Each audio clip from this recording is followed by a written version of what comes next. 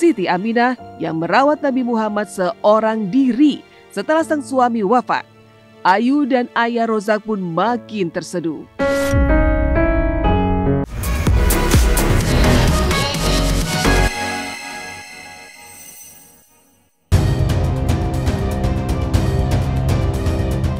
Pemirsa silat, setelah 11 tahun menjalani hidup sebagai ibu tunggal sejak perceraiannya di tahun 2014 dan juga 2 kali gagal menikah, Ayu Ting Ting akhirnya membuka lembaran paling rapuh dalam hidupnya. Bukan di panggung hiburan, tapi di kajian Heart to Heart with Al-Habib Umar bin Hafiz yang digelar akhir pekan kemarin. Di hadapan sang ulama besar asal Yaman itu, Ayu tak lagi menyembunyikan lukanya. Ia sampai terisak, berlinang air mata, dan mengungkapkan rasa sepi serta lelahnya menanti jodoh yang tepat. Dalam suasana yang penuh air mata, Ayu menyampaikan pertanyaan yang mengguncang hati banyak orang. Bagaimana tetap berbaik sangka kepada Allah di tengah kesendirian yang panjang? Tangisnya pecah, dan sang ayah Abdul Rozak yang duduk di barisan depan juga ikut menangis mendengar curahan hati putrinya. Habib Umar pun menyebut perjuangan Ayu sebagai ibu tunggal adalah derajat tinggi di sisi Allah. Bahkan menyamakan kisahnya dengan ibunda Rasulullah, Siti Aminah yang merawat Nabi Muhammad seorang diri setelah sang suami wafat. Ayu dan ayah Rozak pun makin terseduh. Assalamualaikum warahmatullahi wabarakatuh. Habib, perkenalkan saya Ayu Rosmalina. Saya ingin bertanya, Habib. Saya seorang ibu yang selama ini membesarkan anak saya seorang diri. Kadang saya merasa kuat, tapi di sisi lain saya merasakan sepi dan lelah menanti jodoh yang tepat. Bagaimana cara saya menjaga kesabaran dan tetap berbaik sangka kepada Allah Subhanahu wa taala bahwa waktu dan takdirnya selalu jadi yang terbaik. Amin. Terima kasih Habib, mohon doa dan pencerahannya. Assalamualaikum warahmatullahi wabarakatuh. Dan bayangkan persamaan engkau dengan ibundanya Rasulullah yang mendidik Rasul sendirian. Mata abuhu wa huwa hamlun fi batni ummah. Meninggal sang ayah saat itu Nabi Muhammad di kandungan ibunya. Wa tafarradat bi tarbiyatihi al-ummu Aminah bint Wahb az-Zuhriyah. Maka Siti Aminah sendirian di dalam mengasuh merawat putranya Nabi Muhammad. Bahkan itu termasuk amal jariah yang tidak akan terputus walaupun orang tuanya telah wafat dan meninggal dunia kelak. Iya, alhamdulillah semuanya lancar. Alhamdulillah kita banyak dapat ilmu. Semoga apa yang didoakan Habib Umar buat kita semua Allah jabah semua. Jujur sebagai public figure, yang permasalahan yang sering kita hadapi adalah kekosongan hati. Untung artis Indonesia kita punya agama. Tak hanya Ayu, Ivan Gunawan yang juga hadir dalam kajian ikut larut dalam suasana spiritual. Dalam kata pengantarnya, Ivan mengaku momen bertatap muka dengan Habib Umar adalah detik-detik berharga yang menjadi saksi kerinduan akan bimbingan ilahi.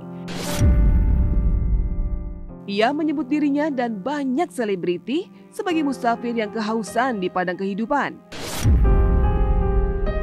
Tangis Ivan juga pecah saat ia mengungkapkan bahwa di balik popularitas dan kesibukan ada kekosongan batin yang hanya bisa diisi dengan tuntunan dari Sang Pencipta. Pada kesempatan yang baik ini, kami hadir sebagai musafir yang kehausan di tengah padang kehidupan. Di balik gemerlap dunia, limpahan harta, dan segudang kenyamanan yang mengelilingi yang sering kali jiwa ini merasa hampa di tengah keramaian. Kami kerap merasa sendiri. Dan di dalam kesendirian, kami sering kehilangan arah. Aku berbicara itu mewakili teman-teman yang ada di sini, gitu ya. Namanya kita mendapatkan jadwalnya Habib aja susah gitu kan.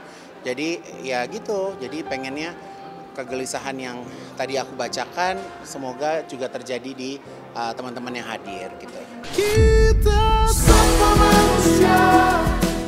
Di tengah suasana penuh hikmah dan air mata haru, momen Ayu Ting Ting dan Ivan Gunawan berfoto bersama usai kajian menjadi sorotan netizen. Ayu tampak anggun mengenakan hijab, sementara Ivan tampil gagah dengan peci dan baju koko. Seperti diketahui, Ayu dan Igun memang bukan kali ini saja dijodoh-jodohkan. Keduanya juga cukup dekat, sehingga membuat warganet senang dengan chemistry keduanya. Lantas seperti apa Ayu dan Igun menanggapi dorongan warganet yang begitu besar agar mereka bersatu dalam ikatan cinta? Kawin apa susahnya sih? Sewa gedung, nikah, selesai. Tapi kan menikah itu harus dengan orang yang tepat, orang yang memang bisa menyayangi kita gitu, dan rasa itu kan nggak bisa kita beli gitu. Rasa tuh nggak bisa dibeli, dan saya juga bukan tipe yang dijodohkan harus menikah gitu. Jadi rasa itu harus ada pada diri saya. Jadi kalau rasa itu ada, insya Allah teman-teman bakal menjadi saksi pernikahan saya.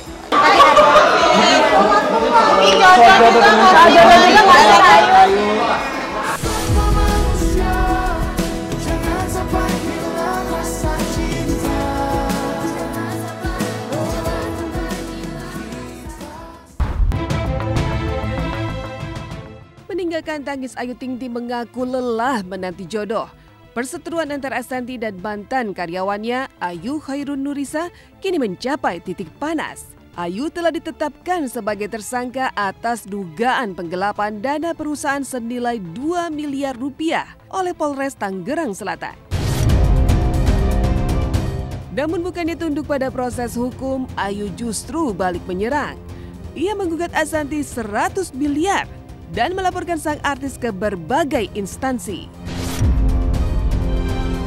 Puncaknya, Ayu melayangkan laporan dugaan tindak pidana pencucian uang atau TPPU. Hal itu tentu saja membuat Ashanty geram. Ashanty turut mempertanyakan nurani para pengacara yang mendampingi Ayu dan menilai laporan TPPU tidak bisa diterima begitu saja oleh kepolisian. Bahkan sampai 100 laporan polisi Ashanty siap menghadapi Ayu.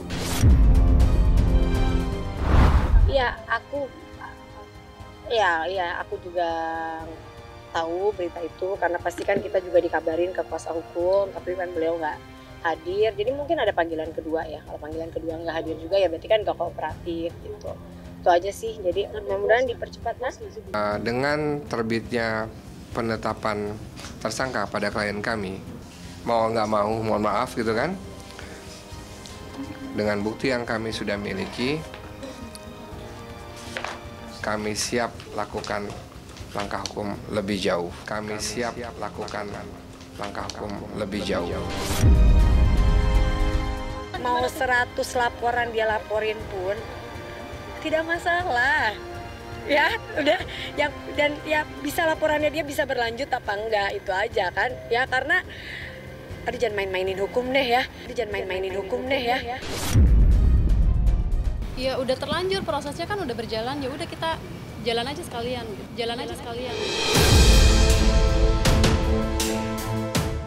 Di tengah perseteruan yang semakin memanas, Ashanty mengungkap bahwa Ayu dulunya hanyalah pekerja di bagian packing sebelum naik ke divisi keuangan. Baru 8 tahun Ayu mengelola keuangan perusahaan, namun sudah berani melaporkan dirinya atas dugaan TPPU. Ashanty menegaskan tak takut. Ia bahkan telah melayangkan 4 laporan balik terhadap Ayu. Menurut Ashanty, asal-usul penghasilan Ayu pun patut dipertanyakan. Namun di balik kemarahannya, Ashanty sempat berharap Ayu datang ke rumah untuk meminta maaf dan menyelesaikan konflik secara kekeluargaan.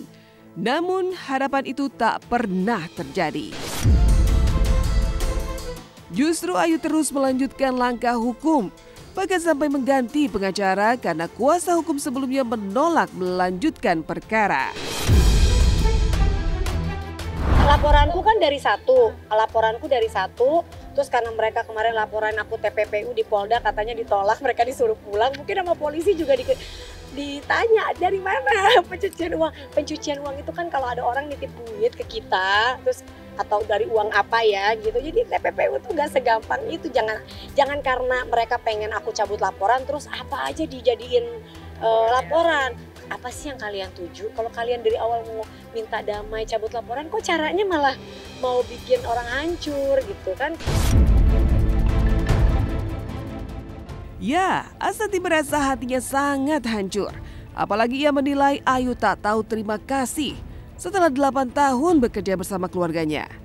Selama itu Ayu disebut telah menikmati kehidupan yang jauh lebih baik, mampu membangun rumah bertingkat, memasang AC, dan menopang keluarga di saat sang suami kala itu tidak bekerja.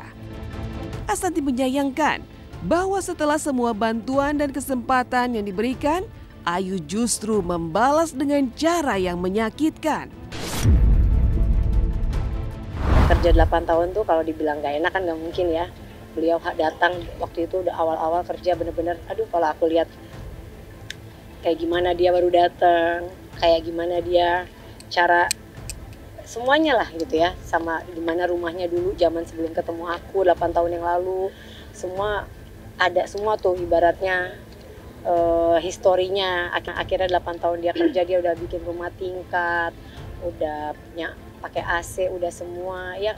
Dengan waktu itu memang saat itu suaminya selama 8 tahun katanya kurang beruntung lah, tidak bekerja memang, jadi belum beruntung untuk dapat pekerjaan, jadi memang yang kerja kan si mbaknya gitu. Terus dengan kehidupan 8 tahun dari saya bisa mempunyai kehidupan yang sampai segitunya, harusnya kan ada malu. Yang pasti kita tetap berjalan sesuai prosedur hukum.